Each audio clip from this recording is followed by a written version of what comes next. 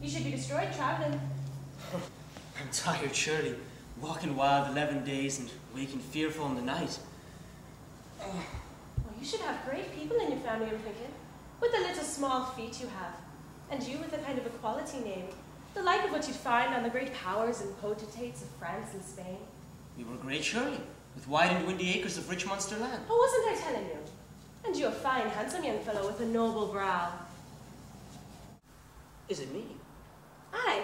Did you never hear that from the young girls where you're from, in the west or south? I did not then. Oh, they're bloody liars in the naked parish where I grew a man. If they are itself. You've heard it these days, I'm thinking. And you walk in the world telling out your story to young girls or old. I've told my story no place till this night began, Mike. And as foolish I was here, maybe, to be talking free, but you're decent people, I'm thinking, and yourself a kindly woman, the way I wasn't fearing you at all. You've said the like of that, maybe, in every cotton cabin where you've met a young girl on your way. I've said it nowhere till this night, I'm telling you. For I've seen none the like of you these 11 long days I'm walking the world. Looking over a low ditch or a high ditch on my north or my south, into stony scattered fields or scribes of bog where you'd see young limber girls and fine prancing women making laughter with the men. If you were destroyed travelling, you'd have as much talk in Strealeen, I'm thinking, as Owen or O'Sullivan or the poets of the Dingle Bay. And I've heard all the times the poets are your like. Fine, fiery fellows with great rages when their temper's roused. You've a power of rings, God bless you. And, would there be any offence if I was asking, are you single now? What would I want wedding so young? We're alike, so I never killed me father. I'd be afeard to do that, except I was the like of yourself, with blind rages tearing me within. For I'm thinking you should have had great tussling when the end was come. we had not then. It was a hard woman that was come over the hill, and if he was always a crusty kind, we need a hard woman setting him on. Not the devil himself or his forefathers could put up with him at all. And isn't it a wonder that one wasn't fearing you? Up till the day I killed my father, there wasn't a person in Ireland knew the kind I was. And I there, eating, waking, drinking, sleeping. A quiet, simple, poor fellow with no man giving me heed. It was the girls were giving you heed, maybe. And I'm thinking it's most conceit you'd have to be gaining with their like. Not the girls itself, and I won't tell you a lie. There wasn't anyone heeding me in that place save only the dumb beasts of the field. And I, thinking you should have been living the life of a king of Norway or the Eastern world.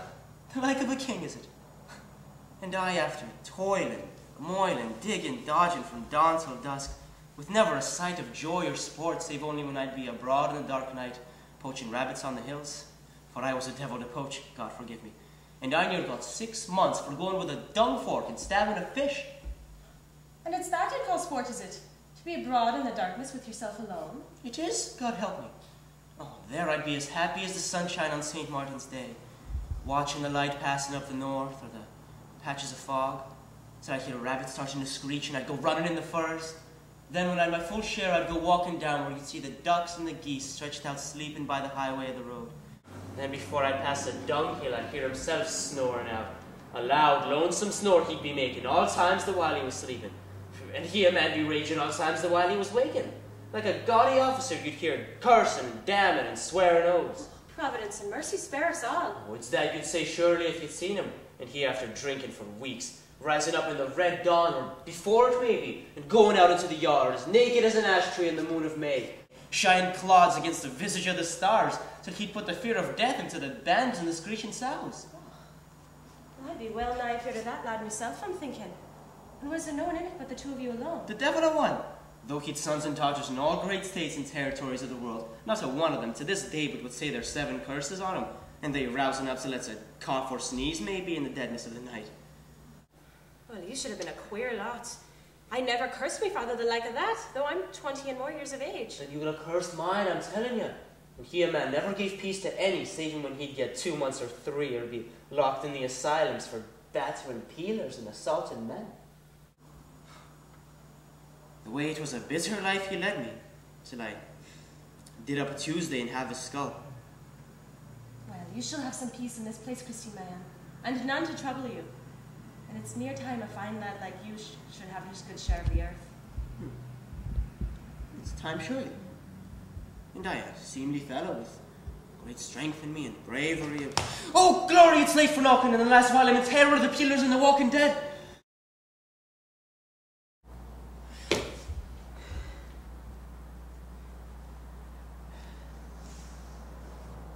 Yea, for these laws were not ordained of Zeus, and she who sits enthroned with gods below, justice, enacted not these human laws, nor did I deem that thou, a mortal man, couldst by a breath annul and override the immutable, unwritten laws of heaven.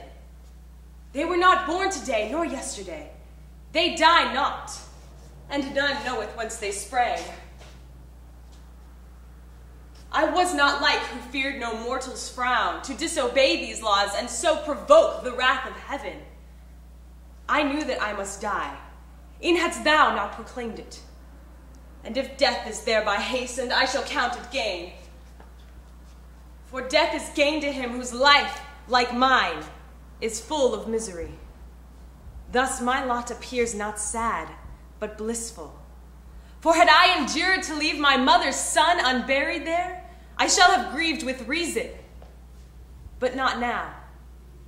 And if in this thou judgest me a fool, methinks the judge of folly's not acquit.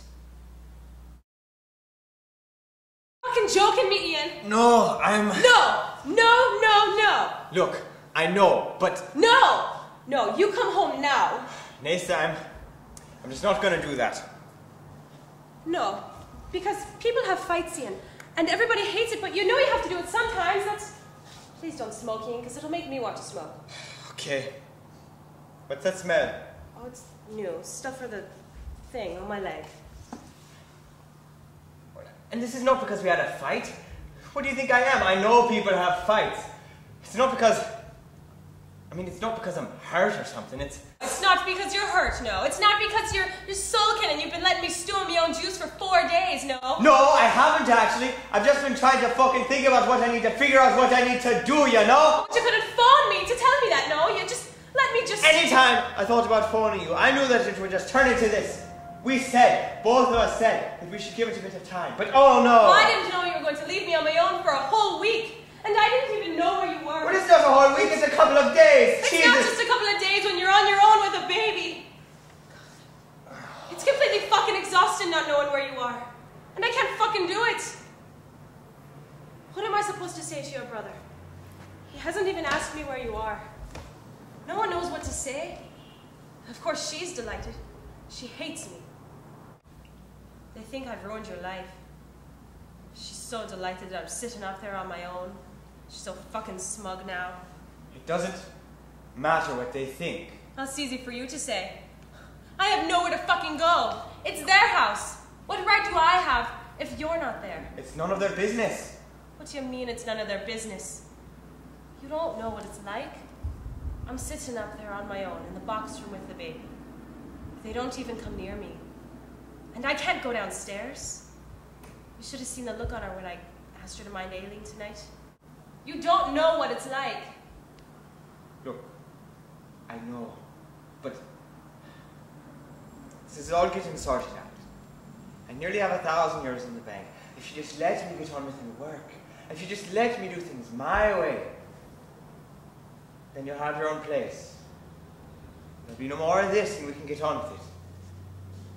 But if you're going to, but then I can't. What do you mean, my own place? Can you not see that this is happening? I don't. I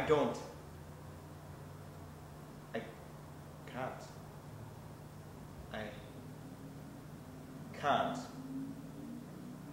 I don't want this relationship anymore. What the fuck are you talking about? What the fuck are you talking about? God, can you not hear what I'm saying? Can you not hear the words that are coming out of my mouth? I don't know if I can because... Have you completely lost touch with reality? Have you completely fucking lost touch with fucking reality? This is reality. What do you mean? What's about the baby? But this is not about the baby. How can it not be about the baby? Because it's not about that. Because it's about that I can't continue with you and me. What do you mean? What have I done? What have I done? It's not about what you've done. It's not about what I've done. It's... What, Ian? It's because I can't do it.